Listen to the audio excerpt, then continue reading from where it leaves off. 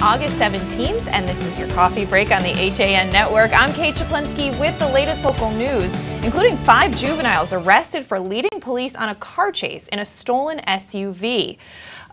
We also have a front page preview this week with our editorial director, John Kovach. Frank Granito is back with a look at your forecast and a Nutmeg Sports update. And Donald Lang joins us to take a look back on this day in history. But first, a multi-vehicle crash on I-95 North in Greenwich caused some big traffic delays during this morning's commute. Greenwich Fire shared a photo of the accident scene this morning, which happened between exits 2 and 3. Now, that accident happened around 6:30 a.m. All lanes were open by about 8:30, but there were still some lingering traffic delays in both directions. No word on any injuries for those involved. And a person was struck and killed by a Metro North train in Fairfield early this morning. Hearst, Connecticut media reports that Metro North spokeswoman Nancy Gamerman said the incident happened around 12:45 a.m. between the Fairfield train station and the Southport station. The person, who was not identified, was struck by a New Haven-bound train. It was not known why the pedestrian was on the tracks. That death comes the day after a person was struck and killed near the Port Chester, New York train station around 5:30 a.m. on Tuesday. And in other news, 5 New Haven juveniles are facing charges after leading state troopers and Strafford police on a chase in a stolen SUV. State police said troopers in Bridgeport received a call at about 3:30 a.m. Wednesday that Strafford officers were in pursuit of a stolen red 2004 Jeep Wrangler on Interstate 95 that was heading north near exit 34 in Milford. Well, Strafford officers broke off the chase in the area of exit 36. State police said troopers saw the stolen vehicle traveling on I-95 near exit 37 in Milford and attempted to stop the vehicle. The driver of the Wrangler refused to pull over and engaged troopers in a high-speed pursuit. Troopers also broke off the pursuit as it approached exit 42 in West Haven, but did observe the Wrangler leave the highway at exit 43 and travel into West Haven. Well, troopers found the vehicle involved in a minor crash after striking a wood beam guardrail on Campbell Avenue in West Haven. State police said 5 juveniles were seen fleeing the vehicle on foot. West Haven and Milford police officers began searching for the juveniles and located 5 and took them into custody. Police said the juveniles, all from New Haven, were ages 13 to 17. All of them were taken to Yale New Haven Hospital for evaluation of minor injuries stemming from the crash. The 5 juveniles are scheduled to appear in New Haven Juvenile Court on August 28th. And a Bridgeport man who pleaded guilty to distributing heroin that resulted in a Strafford woman's overdose was sentenced in federal court to 2.5 years in prison. Ramon L. Killings, 39 years old of Bridgeport, was sentenced on Wednesday to 30 months in prison. Killings will also serve 3 years of supervised release. Deirdre M. Daly, U.S. Attorney for the District of Connecticut, said the sentencing stems from an ongoing statewide initiative targeting narcotics dealers who distribute heroin, fentanyl, or opioids that cause death or serious injury to users. According to court documents and statements made in court, Strafford police officers responded to a 911 call on December 4th, 2016, and found a 33-year-old woman who had died from a suspected overdose in a Strafford home. Police found wax folds containing heroin, a hypodermic needle, and other drug paraphernalia from the bedroom. Police investigation revealed that the victim's boyfriend had purchased heroin from Killings the previous day, and he and the woman injected the heroin he had purchased. Law enforcement officers made controlled purchases of heroin from Killings, according to Daly, and Killings was arrested on January 18th on a federal criminal complaint. Daly said Killings possessed quantities of heroin and cocaine at the time of his arrest. He pleaded guilty to 1 count of distribution of heroin, was released on bond, and was ordered to report to prison on September 8th. And Norwalk police seized heroin and a loaded 9mm gun during a search of an alleged drug dealer's home. On August 15th, police executed a search and seizure warrant at 166 West Cedar Street, which is within the Colonial Village housing complex in Norwalk. This was part of a long-term investigation conducted by Officer Owen Lee into 27-year-old Terrence Voss. Acting on information that Voss was selling heroin out of the residence, Officer Lee secured a search and seizure warrant. Officers then seized 23 bags of heroin heroin, which later tested positive for the presence of fentanyl. Officers also seized a loaded high-point 9mm handgun. Both the heroin and the handgun were accessible, police said, to 2 juveniles that lived in the home. Voss, who is a convicted felon, was held on a $50,000 cash bond. Due to the location of the drugs and the gun, the Department of Children and Families was notified of the incident. Voss faces criminal possession and drug charges in addition to 2 counts of risk of injury to a minor. And Weston's Board of Finance expressed frustration with the town for its handling of funds following the seizure of hundreds of birds and snakes from 82 Newtown Turnpike back in September 2016. Now, in total, the town of Weston has paid nearly $86,000 in costs related to that incident. Town Administrator Jonathan Louise said the total cost was incurred in the 2016-17 fiscal year, and the town presently owes no money.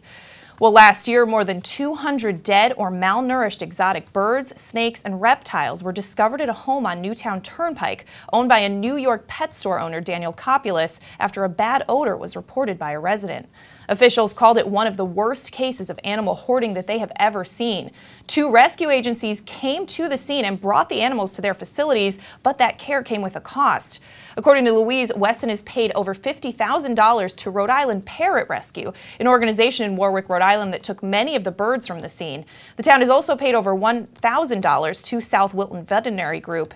Additionally, the town doled out $14,000 in police overtime for the case, nearly $18,000 in legal costs, and $2,000 for animal control and fire marshal overtime. Finance board members say they weren't made aware of some of those rising costs as it was happening. Well, the town of Weston is currently in the process of getting $40,000 in restitution from Kopulis for expenses that the town incurred during that rescue. But there's more on that story at thewestonforum.com.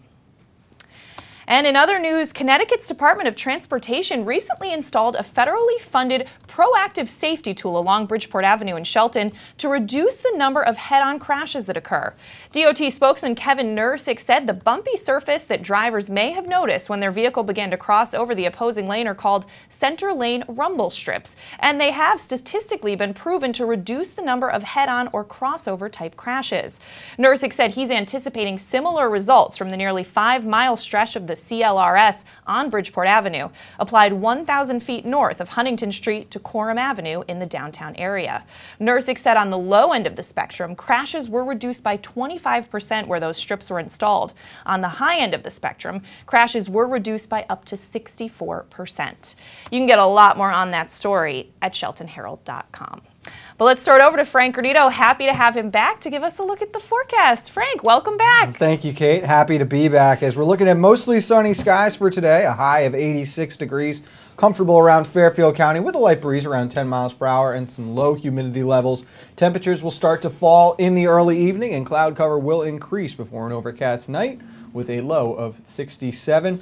Overcast skies carry into tomorrow morning and through tomorrow afternoon. Temperatures reaching into the high 70s, low 80s, but much more humid out. About 90% humidity expected for Friday. We're going to see periods of rain starting in the afternoon and continuing overnight. There'll be some scattered thunderstorms moving in as well overnight at points before Saturday morning. And it is going to be hot and humid on Saturday, an expected high of 88. That number is going to feel more like 100 though with the humidity factored in. We'll see partly cloudy skies in the morning, start to clear up later in the afternoon for what should be clear skies overnight as temperatures start to cool down a little bit heading into Sunday. That's going to do it for this weather update. Let's go back over to Kate. All right. Thanks so much, Frank. Well, we're going to step out for a break. When we come back, Donald Ang will take a look back on this day in history. Frank has your Nutmeg Sports Update, and we have more local news, including the future of the Trumbull Community Center. That coming up after this.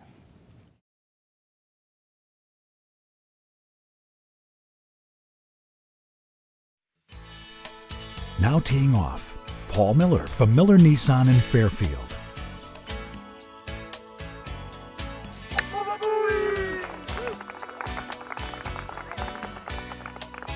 Excuse me, Mr. Miller. What about my new Sentra? Right now, lease a 2017 Sentra S for only $97 a month. He is never going to retire.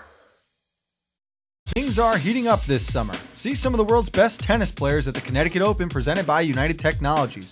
Enjoy food trucks, entertainment, and special events throughout the week. August 18th through the 26th. Get tickets at connecticutopen.org. School's out, the weather is hot, and the fish are biting. Whether you're heading to the beach or out on a boat, stop in at the dock shop before you go to fill your beach bag or tackle box with everything you'll need for fun in the sun. A new beach cover-up, some sunscreen, or just some bait, the dock shop has you covered from either location. 51 Tokenique Road, Darien, 609 Riverside Avenue, Westport. And yes, you heard that right. Bait is now available in Darien and Westport. The Dock Shop, 51 Tokenique Road, Darien, 609 Riverside Avenue, Westport. DockShop.com. Want a new experience in car buying? No aggravation, no confrontation, just answers to all your questions. Scap Chrysler Dodge Jeep Ram. Car buying the way you want it to be. With one of the largest selections of new 2- and 4-door Jeep Wranglers available, we are Connecticut's Wrangler headquarters. Located in Fairfield, Connecticut, we're easy to get to. Just 2.5 miles off the Merritt Parkway, exit 44 via Route 58 South. Save thousands right now at the Summer Clearance event. Now through August 31st. If you're watching this broadcast, you're not alone. The HAN network is available for 200,000 Connecticut cable customers on the Frontier network, and we've also reached more than 2 million viewers on our free live streaming sports, news, and entertainment broadcasts. To reach our rapidly growing audience, contact Advertising Director Jessica Murrin at 203-273-7312 or email jessica@han.network.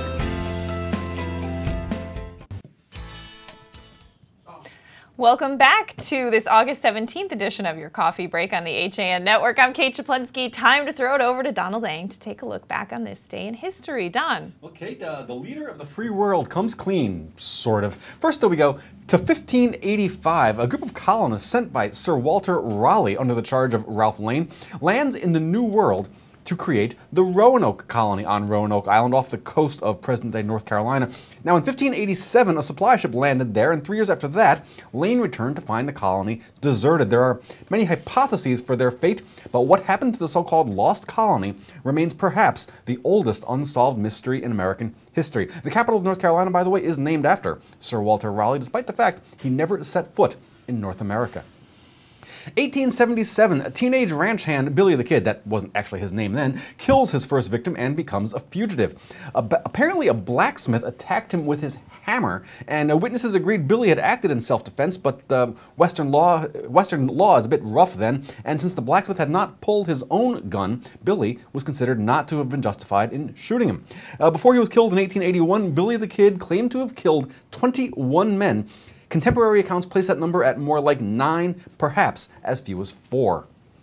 1903, Joseph Pulitzer, publisher of the St. Louis Post-Dispatch and the New York World, donates $1 million to Columbia University, which would fund the Columbia School of Journalism and the establishment of the Pulitzer Prizes, awarded annually for achievement in American journalism and news photography, plus literature, history, poetry, music, and drama. Finally, now we go to 1998, Washington, D.C. for this. As you know, in a deposition in January, I was asked questions about my relationship with Monica Lewinsky. While my answers were legally accurate, I did not volunteer information. Indeed, I did have a relationship with Ms. Lewinsky that was not appropriate. In fact, it was wrong. It constituted a critical lapse in judgment and a personal failure on my part for which I am solely and completely responsible. That is President Bill Clinton admitting to having an improper relationship with intern Monica Lewinsky. He would later be impeached for that little omission. Now, it may seem quaint that the country was shocked that the president would bend the truth about an office affair, but it is important to note that the scandal came about because there was an independent prosecutor looking into Whitewater, a Arkansas land deal from 1978. When special prosecutors start poking around, you just don't know what they're going to come up with. That is your look back in history for today, August 17th, and I'm Donald Lang. All right, thanks so much, Don.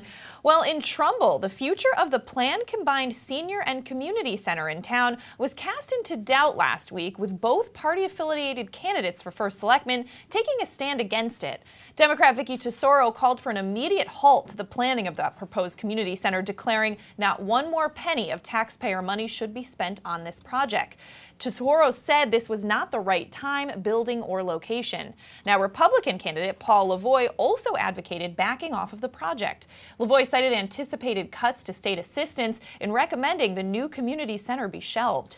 Now, First Selectman Tim Herbst, who unveiled the proposal at the 2017 State of the Town address and called its construction the highest priority of his remaining time in office, also weighed in, criticizing the Hartford budget impasse and calling for a delay. But there's a lot more on that story at TrumbleTimes.com. Let's throw it back over to Frank Granito for a Nutmeg Sports Update. Frank. Thank you, Kate. And let's look to Williamsport, Pennsylvania, where the 2017 Little League World Series gets underway this afternoon. At 1 o'clock, it will be Mexico and Venezuela playing in the first game on the international side of the bracket. At 3 o'clock, we'll get our first look at the Fairfield American Little League squad in their quest to take home this year's championship. They put their first game on the line against Holbrook Little League out of Jackson, New Jersey, representing the Mid-Atlantic. Always a great matchup, seeing New England and the Mid-Atlantic battle it out. So good luck to Fairfield. We'll obviously have more on this later on Nutmeg Sports, and we'll keep you up to date as their tournament goes on. That's going to do it for this Nutmeg Sports Update. Going back over to Kate. All right, thanks so much, Frank. Well, in Weston, neighbors opposed to a proposed dog park on Davis Hill Road have asked for a delay of that public hearing. Attorney Stephen Nevis of Westport, who's representing the neighbors, sent a letter to selectmen dated August 14th asking the board to delay the public hearing on the park, which was scheduled for September 9th, as well as the town meeting planned for September 28th. In the letter, he said the reason for the delay is to allow the neighbors time to submit further research and information, which could lead to putting a conservation easement on the property to keep it in its natural state. He said state funds may be available if the town wanted to protect the land as open space with a conservation easement. Now, he asked the selectmen to add the request for the delay to its agenda to the board's meeting scheduled for Thursday, August 17th at Weston Town Hall. The dog park, as well as the attached driveway and parking lot, would take up approximately 7 acres of a 36-acre parcel of town-owned property on Davis Hill Road, known as the Moore property. Approximately 3 of those 7 acres would be fenced in and used as an off-leash public dog park. But there's more on that story at thewestonforum.com.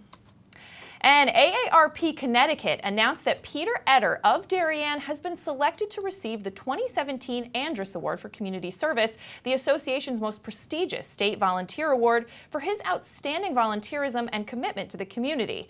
The Andrus Award will be formally presented to Etter at a local ceremony in October. The AARP State Andrus Award for Community Service is an annual awards program developed to honor individuals whose service is unique and valuable contribution to society.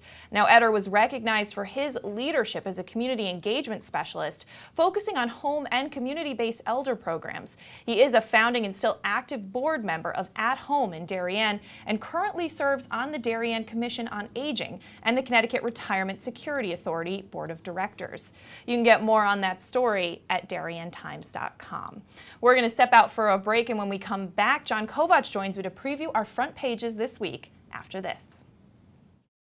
Want a new experience in car buying? Scap Chrysler Dodge Jeep Ram with one of the largest inventories of new 2- and 4-door Wranglers. We are Connecticut's Wrangler headquarters. Come visit our new Ram Truck Center. Browse our websites, scapchryslerjeep.com or scapdodge.net to find the new Jeep, Chrysler Dodge car, minivan, or Ram truck you've been looking for. Just 2 miles from both I-95 or the Merritt Parkway exit 44. Save thousands right now at the Summer Clearance Event.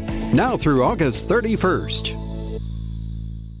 Celebrate summer with fresh made-to-order picnic boxes from Walter Stewart's Market.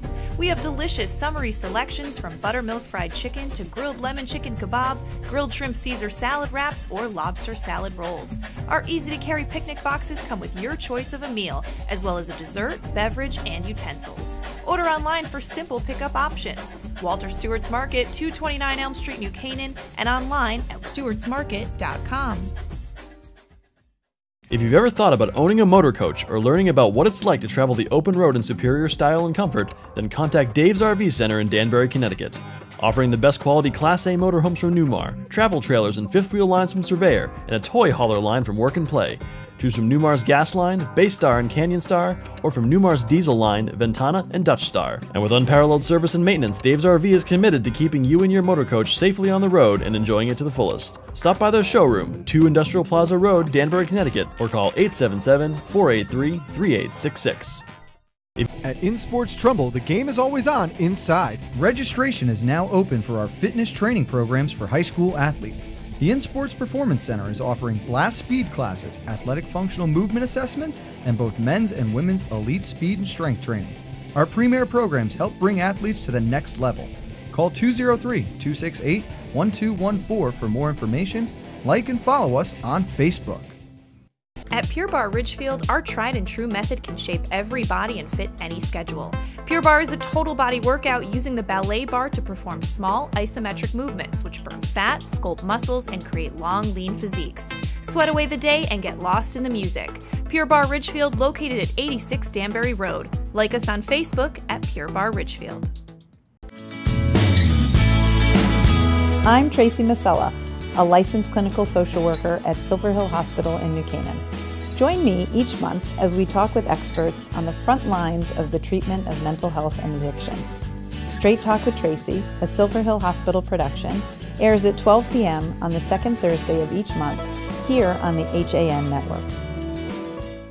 Welcome back to this Thursday edition of your Coffee Break on the HAN Network. I'm Kate Czaplinski, joined now by our editorial director, John Kovach, to preview our front pages of our newspapers, which are out today. John, what are you looking at first? They're casting some light on things in Darien, where it's been announced that the field hockey team will be the first to play under the lights now installed at the Darien High School.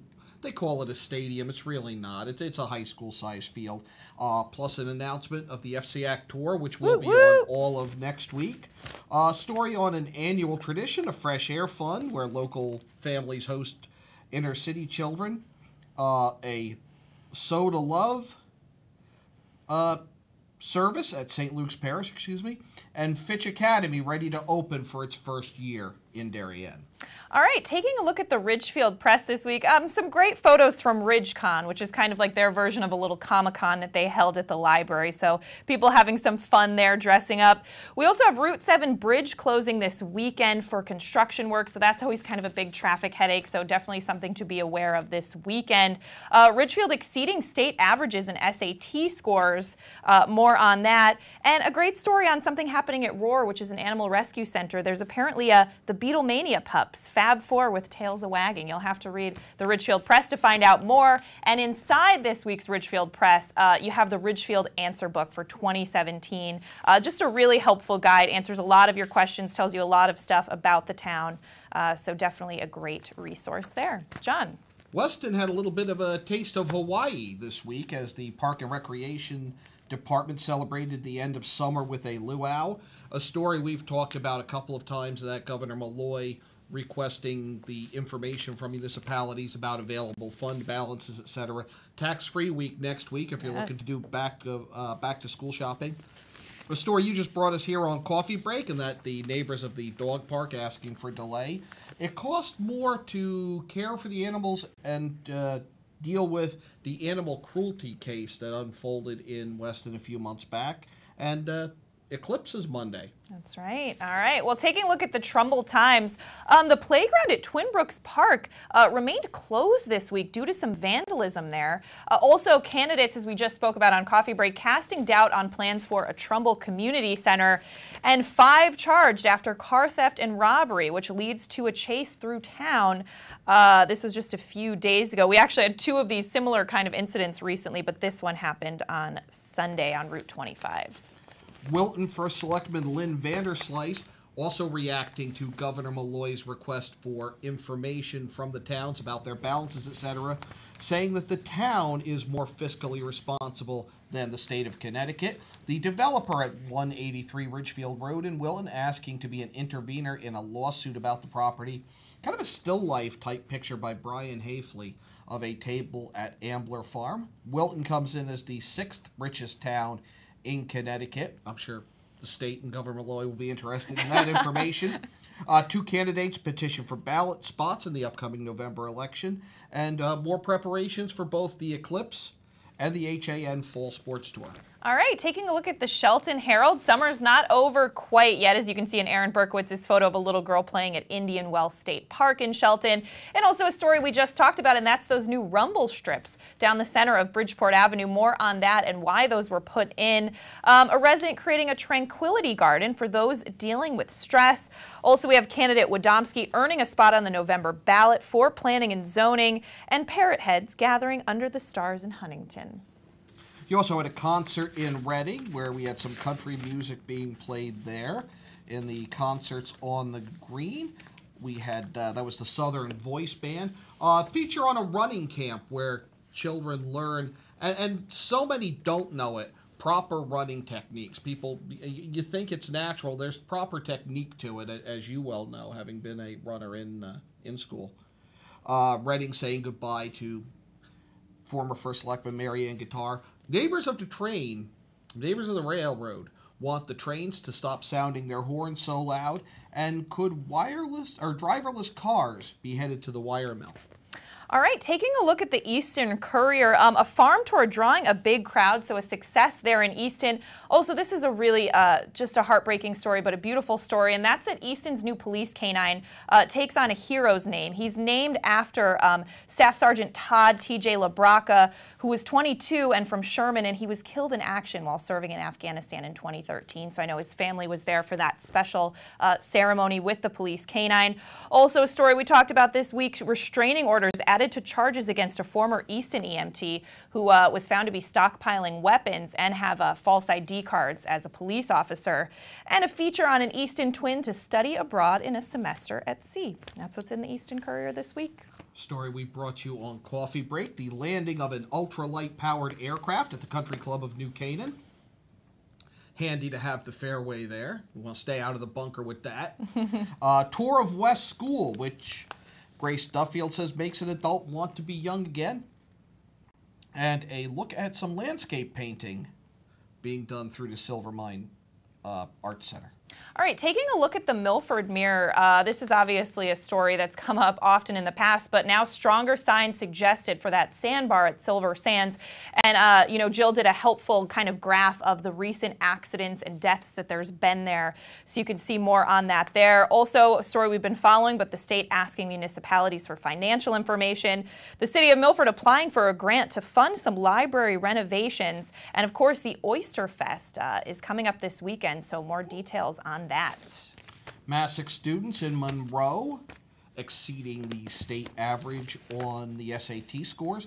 Lake Zor is going to be treated for invasive species. That coming up on August 23rd. Sierra O'Driscoll being honored. There's now a foundation in her name. She died due to complications of a genetic disorder a few days before her 12th birthday. And a Monroe police officer who survived cancer continues his fight to be reinstated to the force. All right, taking a look at the Strafford Star, obviously very sad news. A shooting on Monday, a woman dying in that, 27-year-old Renetta Catchings. Also, an imam offering insight on being Muslim in a special program held in Strafford recently. And Strafford residents hosting a vigil in wake of Charlottesville violence. Also, primaries are set there, Democrats and Republicans to choose candidates for November. That is going to be a crowded field, and it's going to be crowded in Milford this Saturday, Kate. The Milford Oyster Festival on the cover of our Arts and Leisure section. You've got some of the best oyster shuckers in the nation will be coming to the Milford Oyster Festival to compete in the contest. Such a great event. You've got food, you've got music all day. Really is a great event. Yeah. It's all very centrally located and very Train's convenient right to there. the train. Yes, very convenient to the train. All right, so that's what's out this week in our papers. But John, coming up today, we have Yankee Fisherman at 1 o'clock. I spoke with a gentleman who has invented a smartphone app that will allow you to take a quick picture of your fish, let it go if that's what you want to do. So if it's going to be big for the catch and release fishermen, and it will give you an accurate length and a reasonably accurate estimate of the weight. Very cool. All right, that coming up at 1 o'clock on Yankee Fisherman, 2 o'clock Nutmeg Sports, and we'll see you tomorrow for your coffee break at 11. Have a great day.